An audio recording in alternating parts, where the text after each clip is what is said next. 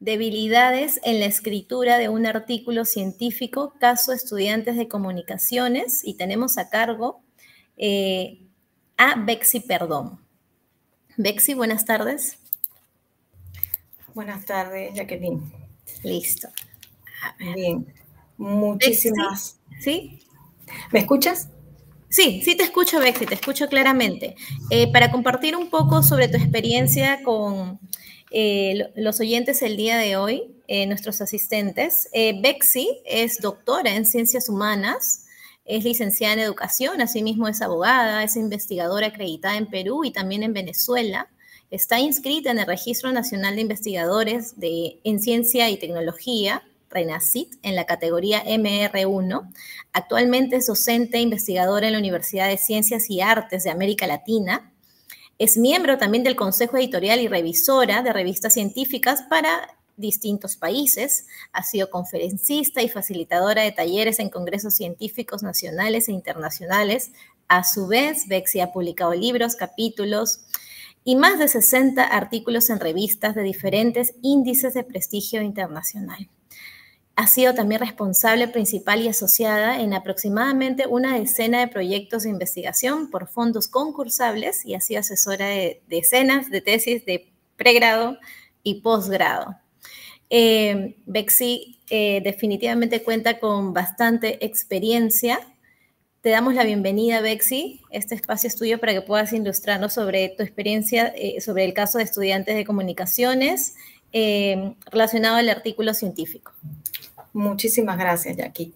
Bien, un gusto poder compartir con ustedes los resultados de esta investigación.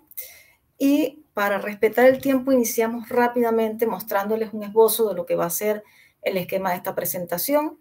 Hablaré un poco del contexto del estudio para que se tenga idea de en qué contexto se dio, una descripción de la metodología, hablaremos brevemente de sus resultados y de la discusión y conclusiones a las que se llega con el estudio. Esta investigación se da en el contexto de la alfabetización académica, que no es un concepto tan nuevo, pero que sí está cobrando fuerza en los últimos años.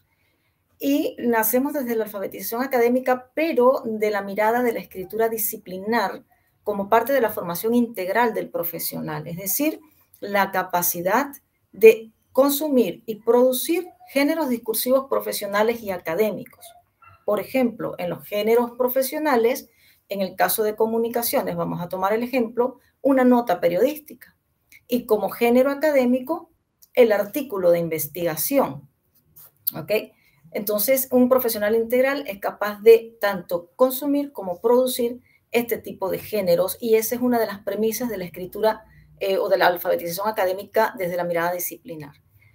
En ese contexto, el artículo de investigación se perfila como uno de los principales géneros. Quienes hacemos análisis del discurso científico hemos notado que independientemente que hay diferencias de una comunidad disciplinar a otra, el artículo de investigación está presente en todas las disciplinas. ¿Ok? No importa la variedad de géneros que ellas tengan, el artículo de investigación siempre va a estar.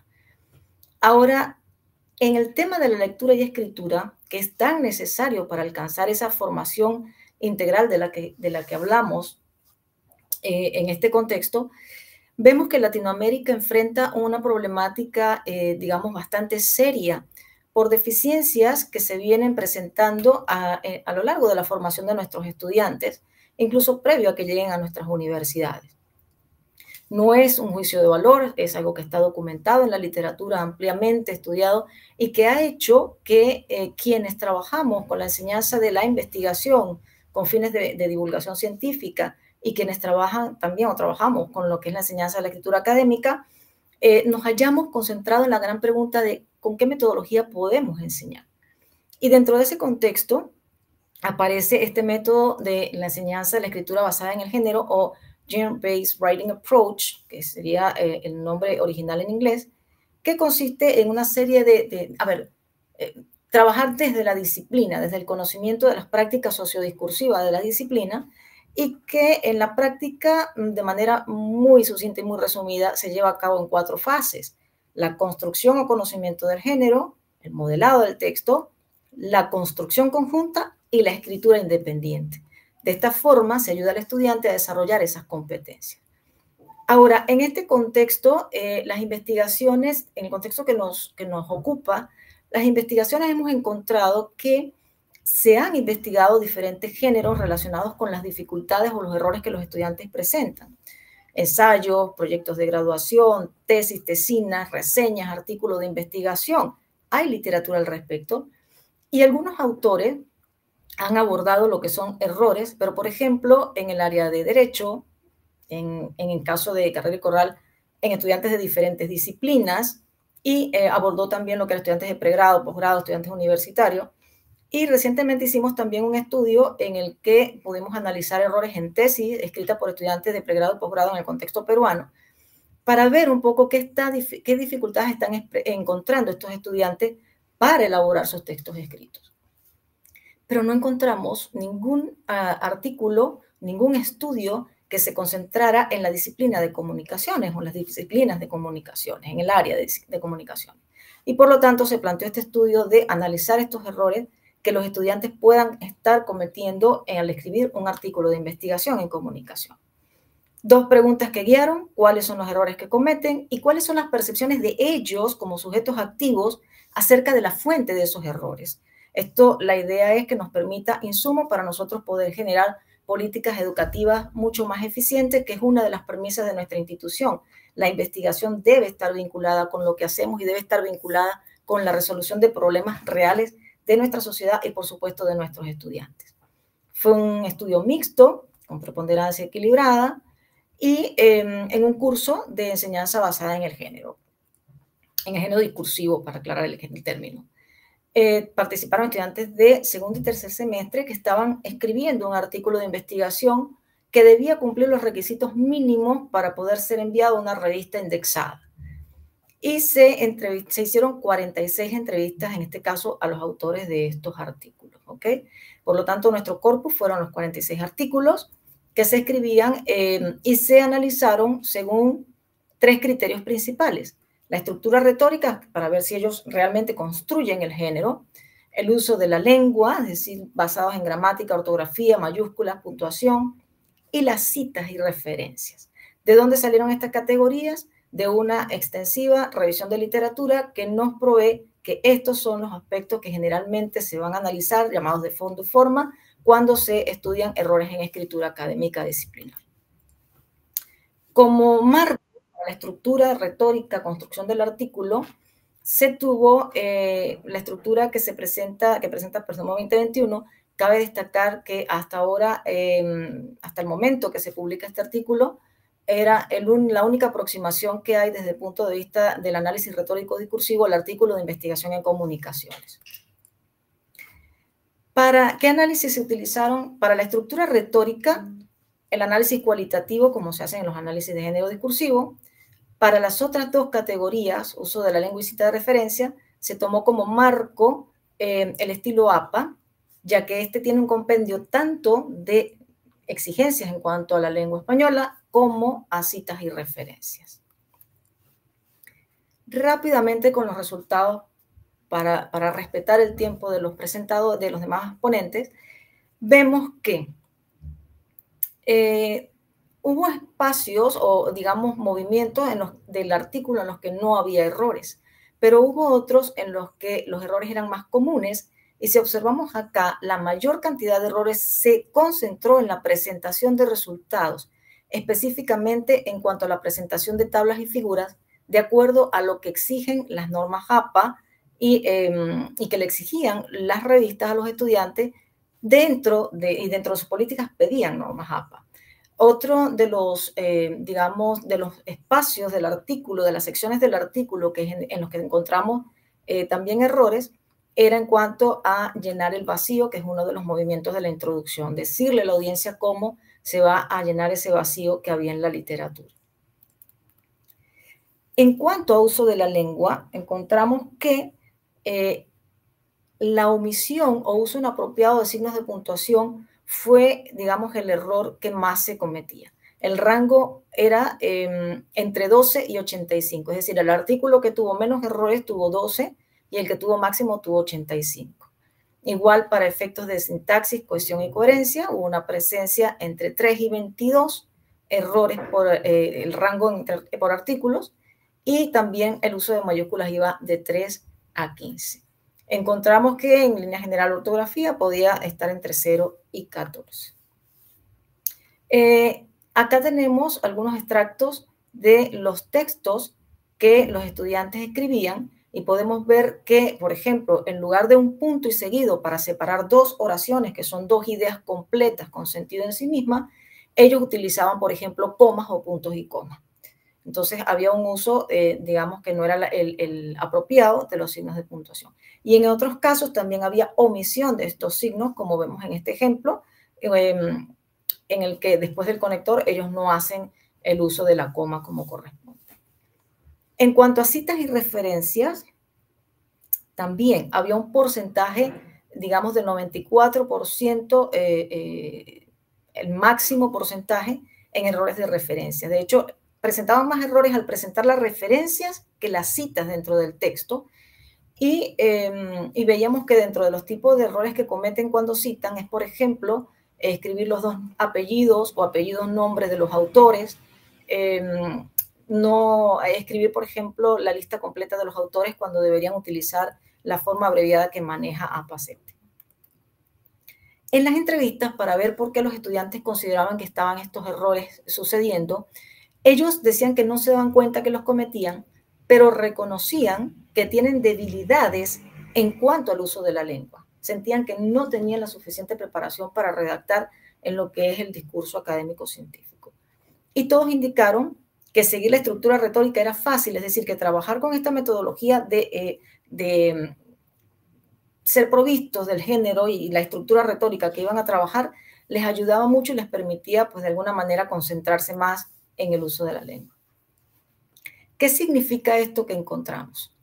La primera pregunta que teníamos era, ¿qué errores cometen los estudiantes?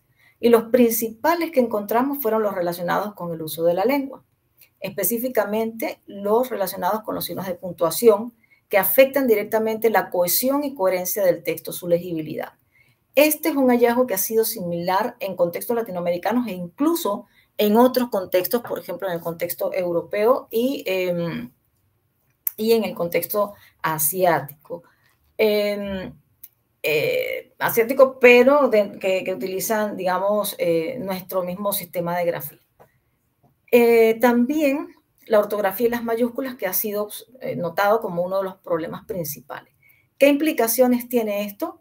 Que se requiere que la escritura sea reforzada desde el inicio de la carrera, y así lo han observado y lo han propuesto autores en otros contextos.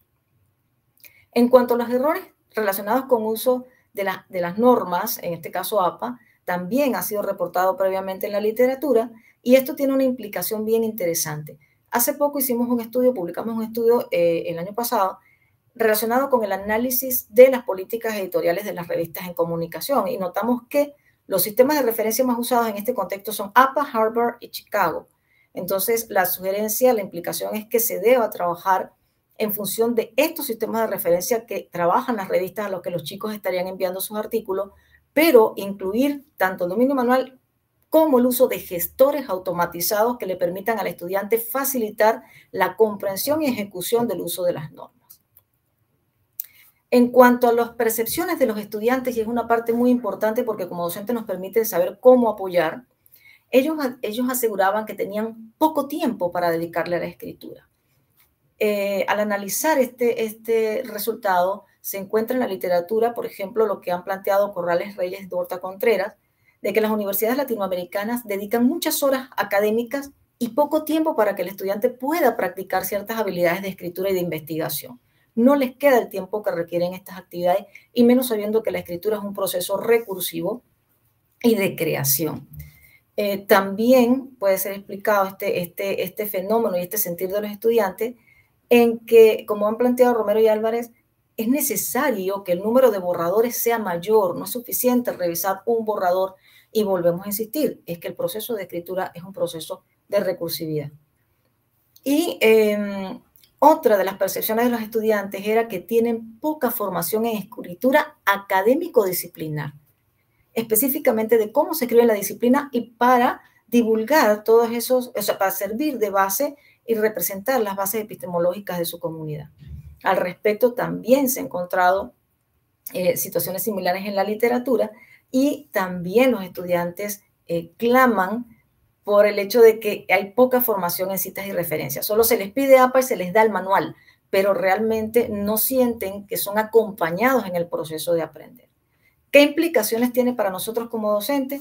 Hay que contemplar la posibilidad de mayor retroalimentación continua en la medida de nuestras posibilidades, plantear estrategias que permitan un uso más eficiente de su tiempo para lo que es el desarrollo de las competencias de escritura y fortalecer la alfabetización académica que comienza por el hábito de lectura, que como ya he tenido el gusto de escuchar también con otros ponentes, decía una de ellas, los chicos no leen. Hay que trabajar en ello para que pueda también crecer en la escritura.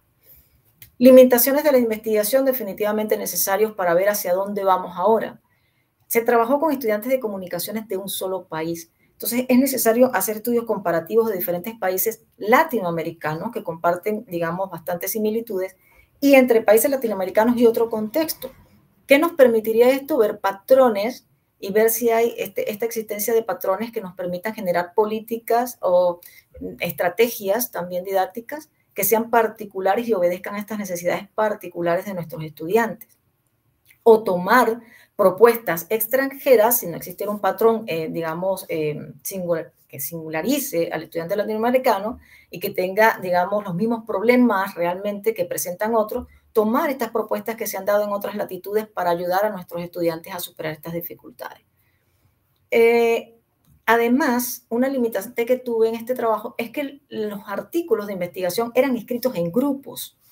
Y sería interesante hacer una investigación similar, pero con escritura individual, ¿ok? Con escritura individual donde cada quien pueda ver su propia experiencia personal como autor, digamos, con mayor autonomía sobre su texto. Entonces se sugieren investigaciones que puedan abordar esta temática desde esa perspectiva. En conclusión, y para cerrar mi participación, las principales debilidades que se observan son aquellas relacionadas con el uso de la lengua materna, y cabe decir la lengua materna, estamos hablando de artículos escritos en español, ya no cual sea la preferencia de la audiencia de utilizar, y seguimiento de las normas de presentación de las tablas, figuras, citas y referencias. No le dan importancia a esto, pero sabemos que al momento de enviar nuestros artículos, esta información es importante porque cumple una función fundamental dentro de lo que es la divulgación de la información científica. Y los estudiantes reconocen la necesidad de formación para escribir un artículo de investigación publicable. Eso fue algo que ellos decían en aras del tiempo, no lo colocaba acá en los resultados, pero ellos decían, sí, sabemos que hay que escribir y sabemos que necesitamos ser formados para escribir y publicar. Las recomendaciones desde la humildad del aporte de este trabajo es que hay una baja preparación que amerita una intervención inmediata a través de talleres complementarios. No se puede de forma inmediata modificar una malla curricular, modificar un programa de asignatura, pero sí se pueden hacer talleres complementarios sobre, por ejemplo, uso de sistemas de gestores de referencia, tanto manual como automáticos, proveer a los estudiantes de cápsulas de conocimiento, ahora aprovechando el uso de las tecnologías y la ubicuidad de ciertos dispositivos que ellos todo el tiempo están manejando, poder preparar cápsulas informativas, servirnos de la tecnología para poder atacar esos puntos. A nivel ya curricular, hay que discutir la inclusión de la escritura académica como un eje transversal, que bien puede ser dentro del componente de investigación o paralelo.